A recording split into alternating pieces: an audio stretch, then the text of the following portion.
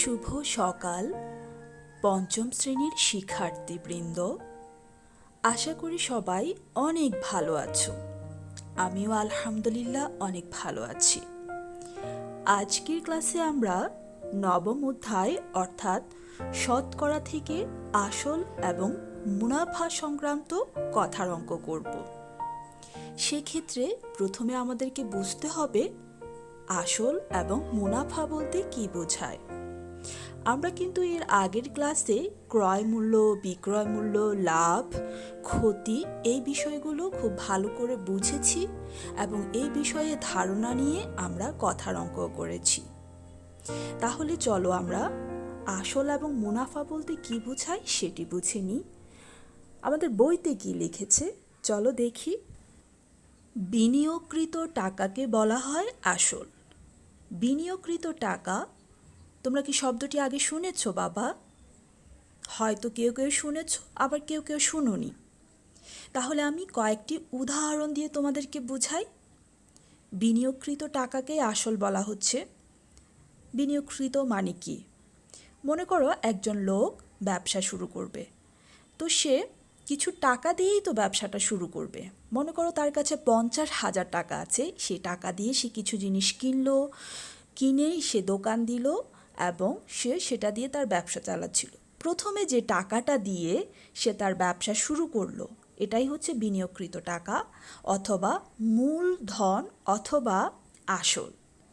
আবার যদি আমরা ব্যাংকের কথা চিন্তা করি, মনে করো আমার কাছে 10,000 টাকা আছে, আমি এই টাকাগুলো রাখবো, ব্যাংকে রাখবো একটা নির্দিষ্ট সময়ের জন্য। তা আমি যে 10,000 টাকাটা ব্যাংকে রাখলাম, এই 10,000 টাকাটাই হচ্ছে আসল।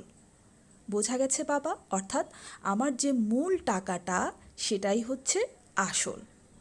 সেটা ব্যবসার ক্ষেত্রে হতে পারে, অথবা ব্যাংক থেকে লোন নেয়ার ক্ষেত্রে হতে পারে, অথবা ব্যাংকে রাখার ক্ষেত্রে হতে পারে। মূল কথা হচ্ছে গিয়ে যে টাকাটা দিয়ে আমি কাজ শুরু করব, অথবা যে টাকাটা আমার হাতে আছে সেটা আমি কোথাও লাগাতে চাচ্ছি, কোথাও আমি ইনভেস্ট করতে চাচ্ছি, এটাই হচ্ছে গিয়ে আমার আসল। বোঝা গেছে?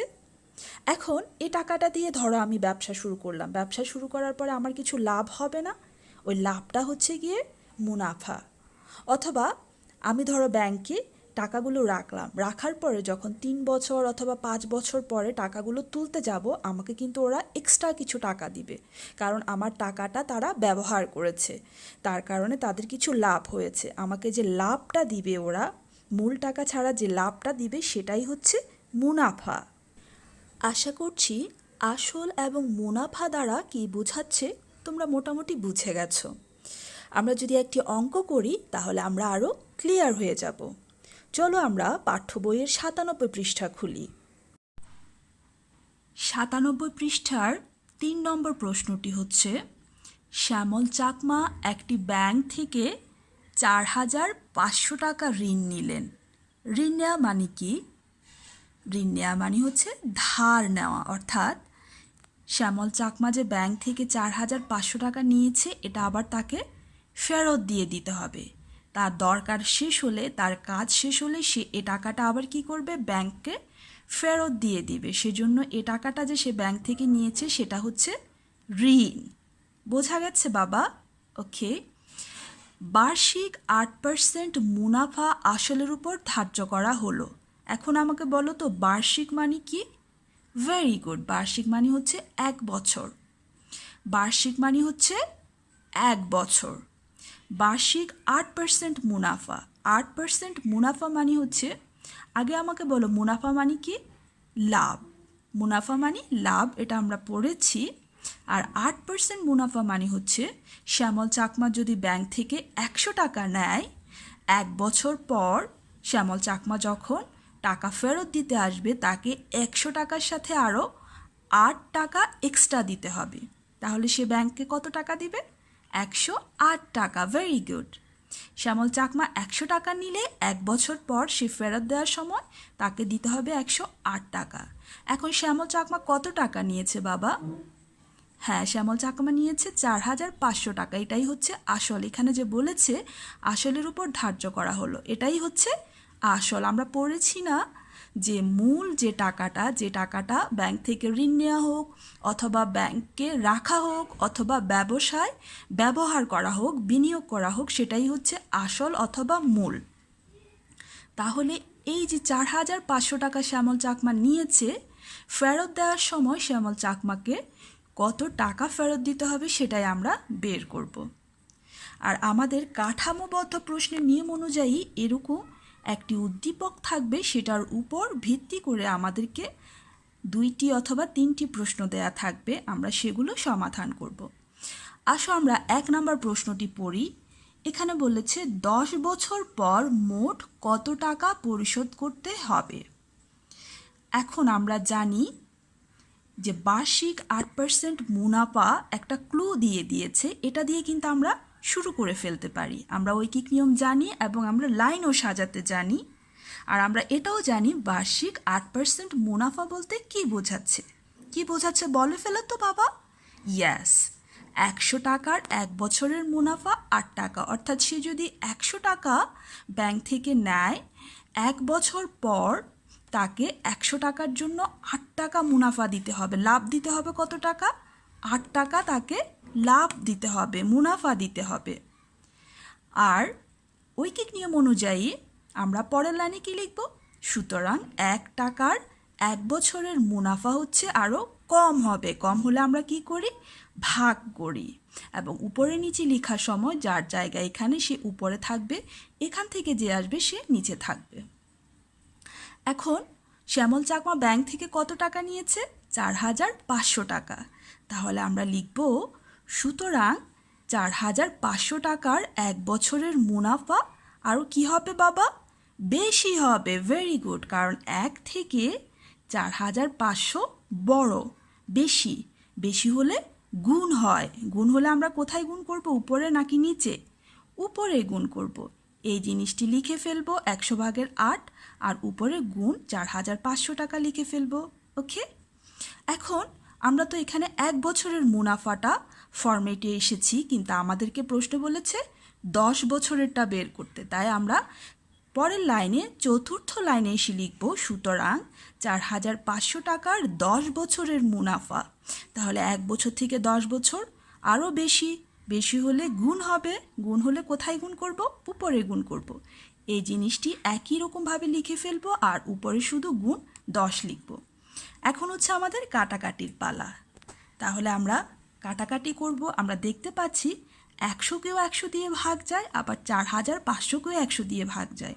তাই আমরা কাটাকাটি করলাম। উপরে এসেছে 45। 8 গুণ 45 গুণ 10। এই গুণটি আমরা যখন রাফে করব আমাদের গুণফল আসবে 3,600 টাকা। ক্লিয়ার বাবা? এখন দেখো, এটা হচ্ছে গিয়ে আমরা কি পেয়েছি? মুনাফা পেয়েছি। 4,500 টাকার জন্য 10 বছর পর মুনাফা অর্থাৎ লাভ এসেছে এত টাকা। কিন্তু সে কি ফেরত দেওয়ার সময় শুধু লাভের টাকা ফেরত দিবে? তাকে তো মূল টাকাটাও ফেরত দিতে হবে। মূল টাকার সাথে সে এ টাকাটা অ্যাড করে দিবে, যোগ করে দিবে। এখন মোট কত টাকা দিতে হবে সেটাই আমরা বের করব, কারণ আমাদের প্রশ্নে বলেছে মোট কত টাকা পরিশোধ করতে হবে, অর্থাৎ মোট কত টাকা ফেরত দিতে হবে। আর আমরা তো মূল টাকাও জানি, আবার মুনাফা কত টাকা, লাভ কত এসেছে সেটাও জানি। তাই আমরা লিখব 10 বছর পর মোট পরিশোধ করতে হবে। মূল টাকা যেটা ছিল সেটি লিখব 4,500 যোগ লাভের টাকা যেটা সেটি লিখব 3,600। আমরা তো সবাই যোগ করতে জানি। যোগফল হচ্ছে 8,100 টাকা। এবং 1 নম্বর অংশটি শেষ করার পর অবশ্যই 1 নম্বর অংশের কি লিখতে হবে? উত্তর লিখতে হবে। এখন আসো 2 নম্বর অংশের মধ্যে কি চাওয়া হয়েছে? কত বছর পর মোট মুনাফার পরিমাণ 2,520 টাকা হবে? তাহলে দেখো, এই অংশটির মধ্যে আমাদেরকে কি বের করতে বলা হয়েছে? কত বছর পর, অর্থাৎ সময়টা আমাদেরকে বের করতে হবে। তাহলে আমরা এমনভাবে লাইনটি সাজাবো যাতে সময়টা পরে চলে আসে। আর এখানে দেখো, মুনাফার পরিমাণ এত টাকা হবে, অর্থাৎ এত টাকা মুনাফা হতে কত সময় লাগবে সেটাই আমরা বের করব। এখন 1 নম্বর অংশে দেখো, এত টাকা মুনাফা হতে কত সময় লাগে সেটা তো আমরা জানি। জানি তো বাবা? ইয়েস, 10 বছর লাগে। আমরা দেখেছি 10 বছরের মুনাফা হয় এত টাকা। তাহলে আমরা লাইনটি সাজানোর সময় বছরটা শেষে নিয়ে যাব, আর কারণ আমরা জানি যেটি বের করতে হয় সেটি শেষে থাকে, তাই আমরা এটিকে ক্লু ধরে এত টাকার মুনাফার জন্য কত সময় লাগে সেটি বের করব। সুতরাং লিখব, এখানে তোমাদের প্রশ্নে ক খ দেয়া থাকবে, সেক্ষেত্রে তোমরা ক হতে পাই লিখতে পারো। এখানে 1 আছে, সেজন্য 1 হতে পাইও লিখতে পারো। 3600 টাকা মুনাফা হয় কত বছরে? 10 বছরে। এই কথাটি লিখলাম। ঐকিক নিয়ম অনুযায়ী আমরা দ্বিতীয় লাইনে লিখব, সুতরাং 1 টাকা মুনাফা হয় আরও কম সময়ে। কম সময় হলে ভাগ হবে, তাহলে উপরে থাকবে কে? এখানে যার জায়গায় সে উপরে থাকবে, এখান থেকে যে আসবে সে নিচে থাকবে। তৃতীয় লাইনে এসে কত টাকা লিখব? যেটা আমার প্রশ্নে চাওয়া হয়েছে, 2520 টাকা মুনাফা হয় আরও বেশি সময় হবে, কারণ 1 থেকে 2520 বড় বা বেশি। বেশি হলে গুণ হয়, গুণ হলে কোথায় গুণ করব? উপরে গুণ করব। এখন দেখো, কাটাকাটি দিব আমরা। 10কেও 10 দিয়ে ভাগ যায়, আবার 3600কেও 10 দিয়ে ভাগ যায়। তাহলে 10কে 10 দিয়ে ভাগ করলে 10 একে 10, 3600কে 10 দিয়ে ভাগ করলে হয় 360। এখন যদি আমরা 2520কে 360 দিয়ে ভাগ করি, ভাগফল কত আসবে? 7 আসবে। তাহলে আমার উত্তর হচ্ছে 7 বছরে। এত এই যে 2520 টাকা মুনাফা হয় কত বছরে? 7 বছরে। এবং 2 নম্বর অংশটি শেষ হওয়ার পর আমাকে অবশ্যই উত্তর লিখতে হবে। ক্লিয়ার বাবা? ওকে। আমি আশা করছি আমার ছোট্ট সোনামণিরা অঙ্কটি বুঝতে পেরেছ এবং ক্লাসটি উপভোগ করেছ। এখন কি করতে হবে? ইয়েস, এখন বেশি বেশি করে প্র্যাকটিস করতে হবে। ওকে, টেক কেয়ার, আল্লাহ হাফেজ।